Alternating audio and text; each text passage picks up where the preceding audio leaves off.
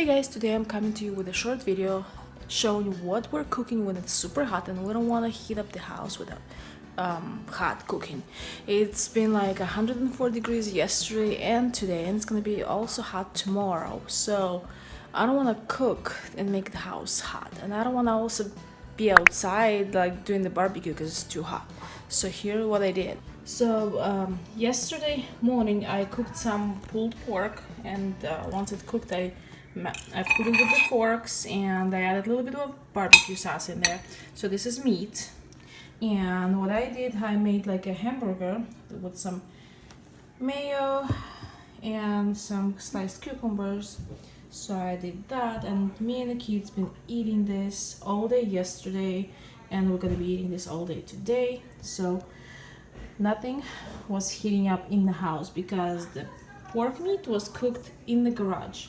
When I was leaving for work in the morning, I set it up in the garage and it was done by the dinner time.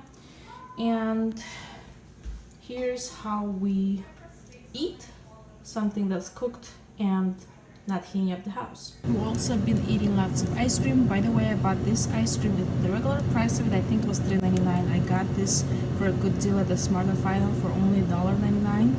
A lot of them different kinds. This is just one of the flavors. And also we have lots of frozen blueberries, cherries, and frozen fruit that we make lots of smoothies with.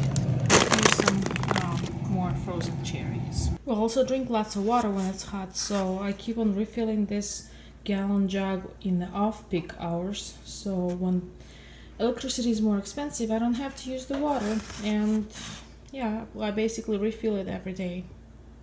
Almost, I should say every early morning. Are you enjoying your sandwich? She's shy. So this is how we are adjusting our food when it's too hot. So please comment down below, how do you change out what you're eating when it's too hot or too cold? Or it doesn't matter to you maybe. Bye!